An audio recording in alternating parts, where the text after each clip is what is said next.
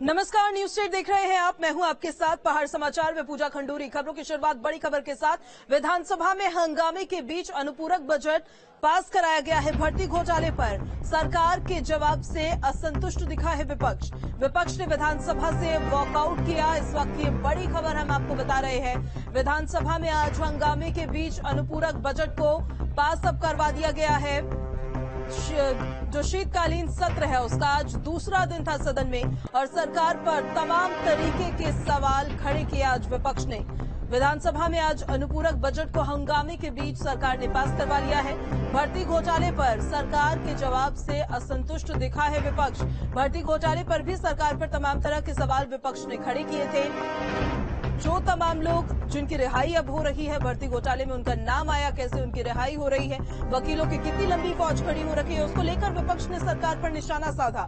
लेकिन सरकार की तरफ से जो जवाब दिया गया उस जवाब से विपक्ष असंतुष्ट था और विपक्ष ने विधानसभा से वॉकआउट कर लिया।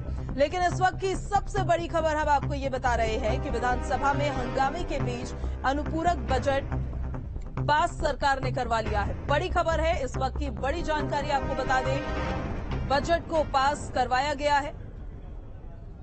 सरकार ने हंगामेदार सत्र के बीच अनुपूरक बजट को अब पास करवा लिया है। उस दौरान की तस्वीरें हम आपको दिखा रहे हैं। आज 9 विधेयकों पर भी मोहर लगी है। उत्तराखंड दुकान एवं स्थापना संशोधन विधेयक 2022 पारित किया गया। पेट्रोलियम विश्वविद्यालय संशोधन विधेयक पास किया गया है। उत्तराखंड धर्म स्वतंत्रता विधेयक जिसमें संशोधन किया गया वो पास किया गया है। भारतीय स्टैंप उत्तराखंड संशोधन विधेयक पारित किया गया है। तो ये 9 विधेयक है जिन पर आज मोहर लगी है। बंगाल, आगरा और असम सिविल न्यायालय विधेयक 2022 को भी पास कराया गया। उत्तराखंड एवं स्थापना संशोधन विधेयक 2022 पारित हुआ है। पेट्रोलियम विश्वविद्यालय संशोधन विधेयक पास किया गया है और उत्तराखंड धर्म स्वतंत्रता जिसमें संशोधन हुआ था विधेयक वो भी पारित करवाया गया है। भारतीय स्टाम्प उत्तराखंड संशोधन विधेयक को पारित किया गया। उत्तराखंड माल एवं सेवा कर संशोधन जिसमें हुआ था उस विधेयक को भी पास किया गया है। उत्तराखंड कूड़ा फेंकने एवं थूकना प्रतिशोध जो विधेयक था उसको भी पारित कर लिया गया है। उत्तराखंड जिला योजना समिति विधेयक को भी आज पारित किया गया है। तो कुल मिलाकर 9 विधेयकों पर आज मोहर लगी है और बड़ी खबर यह है कि हंगामेदार सत्र के बीच में अब सरकार ने बजट को पास करवा लिया है। इस खबर पर ज्यादा जानकारी के साथ हमारे संवाददाता सुरेंद्र डसीला हमारे साथ सीधे कनेक्ट हो गए हैं। सुरेंद्र, हंगामेदार रहा आज का सत्र और इस बीच अब जो अनुपूरक बजट था उसको पास करवा लिया है सरकार ने, पूरी जानकारी। देखिए, बिल्कुल विपक्ष ने जब वॉकआउट किया था तो उसके बाद सरकार ने विभागवार जो अनुदान मांगे थी यानी विभागवार बजट को पास करना शुरू कर दिया था और उसके बाद सरकार ने अनुपूरक बजट को भी पास करा लिया है। आज का सत्र इसलिए बड़ा महत्वपूर्ण है क्योंकि 9 विधेयक इसमें पारित हुए हैं और दूसरा महिला आरक्षण से संबंधित जो विधेयक लाया था वो ध्वनि मत से सदन से पारित हो गया। इस वक्त की बड़ी खबर यही है कि महिला आरक्षण से संबंधित जो विधेयक था उस पर सदन की मोहर लग गई और इसमें सत्ता पक्ष हो विपक्ष हो सब लोग इस विधेयक के साथ है क्योंकि प्रदेश की महिलाओं के आरक्षण को लेकर ये विधेयक लाया गया था क्योंकि हाईकोर्ट ने महिला आरक्षण को लेकर जो आदेश दिया था उसके बाद कहीं ना कहीं दिक्कतें बढ़ रही थी। प्रदेश में सरकारी नौकरियों में महिलाओं के लिए आरक्षण की स्थिति क्लियर नहीं थी। अब इस पर सरकार ये विधेयक ले आई है और उसके बाद ये स्थिति साफ हो जाएगी। इसके साथ ही उत्तराखंड नगर एवं ग्राम नियोजन तथा विकास संशोधन विधेयक पास हो चुका है। उत्तराखंड विशेष क्षेत्र पर्यटन से संबंधित ये विधेयक था, ये पास हो चुका है। हरिद्वार विश्वविद्यालय विधेयक पास हो चुका है और इसके अलावा जो बड़ी बात यह है कि जो हम बार बार धर्मांतरण कानून की बात कर रहे थे, आज उसका भी उत्तराखंड धर्म स्वतंत्रता संशोधन विधेयक सदन में पास हो गया है जिसमें सरकार ने सजा का जो प्रावधान है उसको बढ़ा दिया है और अब कड़े कानून होंगे। इसमें 5,000 करोड़ से ज्यादा का जो सरकार का अनुपूरक बजट था वो भी पास हो चुका है। तो सदन में लगभग सरकारी काम जो है वो लगभग पूरे हो चुके हैं। ऐसा लगता है कि शायद सदन की कार्रवाई आज ही अनिश्चितकाल के लिए स्थगित हो जाए, लेकिन अभी कहना जल्दबाजी होगी क्योंकि अभी सदन की कार्रवाई चल रही है। लेकिन मुख्य बात यह है कि 9 जो विधेयक थे वो पारित हो चुके हैं, अनुपूरक बजट पारित हो चुका है, विभागवार सारी अनुदान मांगे रख चुके हैं। तो लगभग जो चीजें हैं वो सदन के भीतर अभी पूरी हो चुकी हैं। आज हंगामा होता हुआ नजर आया। सुरेंद्र, विपक्ष ने जिस तरह से सरकार पर आज सवाल खड़े किए हैं, तमाम मुद्दों को लेकर उनकी रणनीति कितनी कारगर आज वहां पर साबित होती हुई नजर आई। देखिए, बिल्कुल सदन में कई सारे मुद्दों पर विपक्ष की ओर से हंगामा रहा। शुरुआत में आपदा प्रबंधन को लेकर बातें उठी थी कि आपदा के जो नियम हैं, जो प्रबंधन के का मुआवजा होना चाहिए, वो बढ़ना चाहिए। इस पर सदन के भीतर चर्चा भी हुई। गैरसैंण के मुद्दे पर भी बहुत हंगामा हुआ। कांग्रेस के पूर्व प्रदेश अध्यक्ष और पूर्व नेता प्रतिपक्ष प्रीतम सिंह ने कहा कि जब गैरसैंण को आपने ग्रीष्मकालीन राजधानी बनाया है तो फिर गैरसैंण में सत्र क्यों नहीं होते, गैरसैंण में सरकार क्यों नहीं बैठती। इस पर सरकार ने भी अपना जवाब दिया है कि अगला जो बजट का सत्र होगा, यानी जब आम बजट आएगा तो गैरसैंण में ही आएगा, एक विस्तृत सत्र वहां पर होगा। इस बार चारधाम यात्रा की वजह से और नई सरकार बनी थी, इसलिए वहां पर बजट सत्र नहीं रखा जा सका। और इसके अलावा भर्ती परीक्षाओं को लेकर भी कई सवाल उठे थे। संसदीय कार्य मंत्री ने भर्ती परीक्षाओं में कहा है कि युवाओं को रोजगार देने के लिए सरकार हर प्रयास कर रही है। यूके SSSC में जो घोटाले पकड़े गए, जो कार्रवाई की गई, उसको भी उन्होंने बात रखी। और दूसरा ये भी कहा कि सीबीआई जांच की बात विपक्ष कह रहा है, लेकिन जबकि हाईकोर्ट यूके SSSC में STF की जांच पर भरोसा जता चुका है। तो ये सारी बातें उन्होंने सदन के भीतर रखी हैं। यानी सत्र जो रहा है, पहले दिन जहां हमने देखा अपराध एवं कानून व्यवस्था को लेकर हंगामा सदन में मचता रहा, और आज रोजगार के मुद्दे पर सदन में हंगामा होता रहा। बिल्कुल सुरेंद्र, आप बने रहिए हमारे साथ, आपके पास वापस लौटूंगी ज्यादा जानकारियों के लिए। यूके SSSC भर्ती घोटाले पर प्रेमचंद अग्रवाल ने पक्ष रखा है। सरकार की तरफ से संसदीय कार्य मंत्री प्रेमचंद अग्रवाल ने अपना पक्ष रखा, सरकार का पक्ष उन्होंने रखा। रोजगार देने को लेकर हर सरकार ने प्रयास किया। उन्होंने कहा भर्ती परीक्षाओं में अनियमितताओं पर कार्रवाई की गई है। 2014 में यूके SSSC बोर्ड में अध्यक्ष समेत सभी नियुक्ति की गई थी। तत्कालीन आयोग ने आरोपी कंपनी का चयन किया। 2021 अभियुक्त के खिलाफ गैंगस्टर एक्ट में कार्रवाई हुई। अवैध संपत्तियों की अधिग्रहण की कार्रवाई जारी है। 2015 से 16 उप निरीक्षक सीधी भर्ती में साक्ष्य जुटाए जा रहे हैं। विपक्ष की सीबीआई जांच की मांग कोर्ट ने भी नहीं मानी है। एसटीएफ बेहतर काम कर रही है, प्रेमचंद अग्रवाल ने कहा। वीडियो भर्ती मामले में उन्होंने कहा कि कार्रवाई की गई है। विधानसभा सत्र के दूसरे दिन प्रीतम सिंह ने गैरसैंण ग्रीष्मकालीन राजधानी का मुद्दा उठाया। कहा कि सरकार ने ग्रीष्मकालीन राजधानी गैरसैंण की अवमानना की, जिस पर संसदीय कार्य मंत्री प्रेमचंद अग्रवाल ने जवाब दिया। कहा कि अगला ग्रीष्मकालीन सत्र गैरसैंण में ही होगा। देखिए, भराड़ीसैंण का मुद्दा जो है वो सदन की अवमानना के परिप्रेक्ष्य में मैंने उठाया था। 9 नवंबर, 26 जनवरी और 15 अगस्त 3 दिवस वहां पर मनाए जाते रहे और एक दिन भी ग्रीष्मकाल में राजधानी वहां से संचालित की हुई। इसलिए इसको जो है सदन की अवमानना के परिप्रेक्ष्य में मैंने उठाया था। सरकार के पास कोई जवाब नहीं था, वो दाएं बाएं की करते रहे, लेकिन जो अवमानना का विषय था उस पर सरकार ने कोई बात नहीं की। रूप से सरकार जो भराड़ीसैंण के लिए गंभीर है, और आप जानते हैं मैं तो अध्यक्ष विधानसभा भी रहा हूं। जिस प्रकार से हम सबकी भावना गैरसैंण के प्रति रही है और हमारे माननीय मुख्यमंत्री जी रहे, उन्होंने उसके लिए घोषणा भी की थी कि हम ग्रीष्मकालीन राजधानी के रूप में उसकी घोषणा हुई थी। लेकिन आज मैंने कहा है एक अगला जो हमारा सत्र होगा वो भराड़ीसैंण में ही होगा। ये पूरी तरह से मैंने सदन को अवगत कराया और मैं आपके माध्यम से भी पूरे प्रदेश की जनता को एक आश्वस्त कर रहा हूं कि अगला सत्र हमारा भराड़ीसैंण यानी गैरसैंण में होगा। उत्तराखंड शीतकालीन सत्र के दूसरे दिन नेता प्रतिपक्ष यशपाल आर्य ने सरकार पर आरोप लगाते हुए कहा है कि सरकार की मंशा ठीक नहीं है।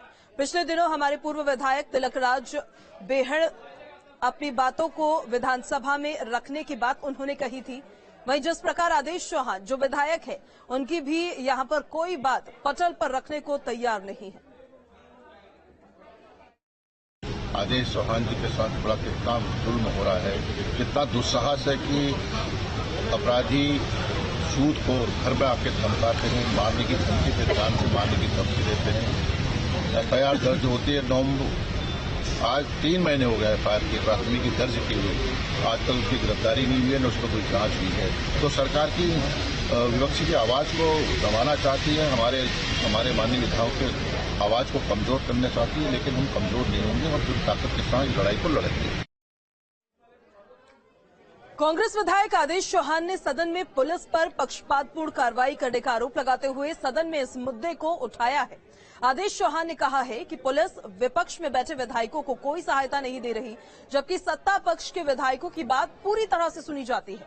उन्होंने कहा कि सदन में मुझे 1 हफ्ते का समय दिया गया है, अगर फिर भी मेरे मामले में कार्रवाई नहीं होती तो फिर उन्होंने विधायकी से इस्तीफा देने की धमकी दी। क्योंकि मैं मुख्यमंत्री से मिला, अध्यक्ष महोदय से भी मिला था, तो मेरे पास सदन एक आखिरी विकल्प था और मैंने उनसे ये बात कही कि 26 तारीख के बाद 26 अगस्त की घटना है और 3 महीने से अधिक समय होने के बाद भी उनको गिरफ्तार नहीं किया जाता, जबकि एक मंत्री जी के भाई के घर में चोरी होती है वो खोल दी जाती है। एक मंत्री कहता है कि मुझ पर मेरा जानलेवा हमला हो सकता है, उनको गिरफ्तार कर लिया जाता है। क्या वो सत्ता के हैं इसलिए? अगर विपक्ष के विधायक पे अगर होगा तो क्या उन पर गिरफ्तारी नहीं होगी? इसलिए मैंने कहा या तो मुझे इस सदन से इस्तीफा देना होगा या फिर मुझे आत्मदाह करना होगा, इसके अलावा कोई विकल्प बचता नहीं। कांग्रेस के चक्राता विधायक प्रीतम सिंह ने बताया है कि सदन की कार्रवाई शुरू होते ही कांग्रेस सदन में कई सवाल रखेगी, जिसमें कानून व्यवस्था का सवाल सबसे प्रमुख होगा। उन्होंने कहा कि सरकार कार्यमंत्रणा में कुछ बात करती है और विधानसभा में कुछ और बात करती है, जबकि विधायक खजान दास ने कहा है कि सरकार के पास सदन चलाने के लिए पूरा बिजनेस प्लान है। हिम्मत नहीं है, साहस नहीं है। कार्य मंत्रणा में कुछ कहती है, सदन के अंदर कुछ और बात होती है। हम चाहते हैं कि सदन चले और जो मूलभूत प्रश्न इस राज्य के हैं, जिसको विपक्ष के विधायक सदन के अंदर उठाना चाहते हैं, सरकार उसका जवाब देने का काम करे। सरकार नहीं है, सरकार के पास पूरा बिजनेस है और उसको पटल में रख दिया है और आज जो बजट कल रखा गया है उसका पालन होना है और उसके बाद जो बिजनेस होगा वो आपके सामने होगा। ऐसा नहीं है कि कहीं बिजनेस की कोई कमी है। महिला आरक्षण पर मुन्ना सिंह चौहान का बयान सामने आया है। सरकार ने दृढ़ इच्छा शक्ति का परिचय दिया। उन्होंने कहा राज्य के भविष्य को बदलने वाला कदम इसको उन्होंने बताया है। महिला आरक्षण पर मुन्ना सिंह चौहान ने बयान दिया। अपने बयान पर उन्होंने कहा कि सरकार ने दृढ़ इच्छा शक्ति का परिचय दिया है, राज्य के भविष्य को बदलने वाला ये एक कदम होने जा रहा है। महिला आरक्षण को लेकर मुन्ना सिंह चौहान ने बयान दिया है और उन्होंने इस कदम को, इस फैसले को दृढ़ इच्छा शक्ति का परिचय बताया है, क्योंकि उनकी तरफ से ये कहना है कि महिला सशक्तिकरण का वादा अगर सरकार की तरफ से किया गया है तो उस पर अमल भी किया जा रहा है। उत्तराखंड शीतकालीन सत्र के दूसरे दिन विपक्ष ने कई मुद्दों पर सरकार को घेरा, तो वहीं विधानसभा अध्यक्ष रितु खंडूड़ी ने भी विधायकों को कड़ा संदेश दिया है। खंडूड़ी ने सदन की कार्रवाई में फोन के इस्तेमाल पर रोक लगाई है, साथ ही अधिकारियों के इशारे न करने से उनको निर्देश दिए गए हैं। उन्होंने साफ शब्दों में कहा है कि अगर कार्रवाई के दौरान फोन का इस्तेमाल होने पर सख्त से सख्त कार्रवाई उसी समय की जाएगी। देखिए, मैंने ये चीज इसलिए कही क्योंकि कल कुछ मुझे ऐसा लगा कि बोलने समझाने पर या इशारे से नहीं, जब विधायक समझे इस बात को और फोन का इस्तेमाल बात करने के लिए हुआ, तो मुझे बहुत इस चीज का एहसास हुआ कि सदन जो है वो गरिमापूर्ण जगह है, लोकतंत्र का मंदिर है और यहाँ पर एक गरिमामयी हमारी आचरण होना चाहिए और इसी वजह से मैंने आज इस बात। मुख्यमंत्री ने धर्मांतरण कानून पर भी बयान देते हुए कहा कि राज्य में लगातार शिकायतें आ रही है। धनबल और प्रलोभन के आधार पर लोगों को धर्म बदलवाने के लिए प्रेरित किया जा रहा है, लिहाजा इस विषय में सख्त कानून बनाया गया है। धर्मांतरण आज हमारे यहाँ पर एक खून की तरह लग गया है और बहुत सारे ऐसे क्षेत्र हैं जहाँ पता ही नहीं लगता है कि किस प्रकार से तमाम प्रकार के हथकंडे अपनाकर धर्मांतरण करवाया जाता है, मतांतरण करवाया जाता है। ये हमारे लिए बहुत ही घातक है। इसलिए हमने निर्णय लिया था, हमारी मंत्रिमंडल की बैठक में हमने तय किया था कि हम इस बार इसके लिए एक सख्त कानून बनाएंगे और जिसमें एक कड़ी सजा जो 10 वर्ष की हो और कड़े प्रावधान हो, जिससे कि कोई भी इस प्रकार का कृत्य न कर पाए। विधायक निधि में जीएसटी के खत्म करने की मांग को लेकर सत्ता पक्ष और विपक्ष के सुर एक ही जैसे नजर आ रहे हैं। सीएम धामी ने कल कांग्रेसी विधायकों के प्रतिनिधि मंडल से मुलाकात की।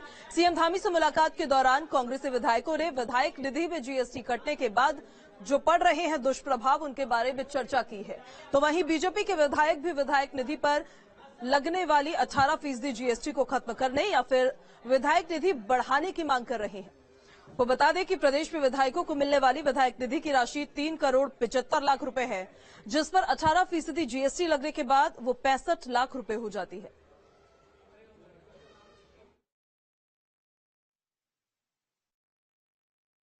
तो 65 लाख रुपए प्रति वर्ष जीएसटी के तौर पे मेरी विधानसभा से एक्स्ट्रा लिया गया है, तो या तो मुझे वापस करें या सबसे जीएसटी वसूल करें। मेरा सीधे सीधे ये कहना है, क्योंकि कल जो लोग मुख्यमंत्री से मिले थे तो उसमें मैंने साइन भी नहीं की। मैंने कहा भाई मैं किस लिए साइन करूं? मैंने कहा ये तो विधायक निधि खत्म कर दो, या फिर करना है तो पूरी विधानसभा में 70 के 70 विधानसभा में एक नियमावली से चलना चाहिए। विधायक निधि में जीएसटी करीबन 65 लाख रुपए के लगभग लग जाता है। 3 करोड़ 75 लाख रुपए विधायक निधि मिलती है, जो कि विकास कार्य में खर्च होती है। जिस तरह से जहां का जितना प्रस्ताव आता है उसके तहत तो विधायक निधि वहां पे दी जाती है। तो मुझे लगता है कि जीएसटी का बहुत पैसा कट रहा है, इसलिए माननीय मुख्यमंत्री जी ने सभी विधायकगणों ने, चाहे विपक्ष के हो चाहे विपक्ष के हो, सबने एक ही बात रखी है कि आप इसमें या तो जीएसटी से बाहर रखा जाए या कुछ विधायक निधि और बढ़ाया जाए। नहीं, वो सभी विधायकों ने और सभी सम्मानित नेतागणों ने मुझसे बात की है। इस संबंध में हम लोग सकारात्मक रूप से बात करके फाइनेंस डिपार्टमेंट इसमें हम लोग रास्ता निकालेंगे।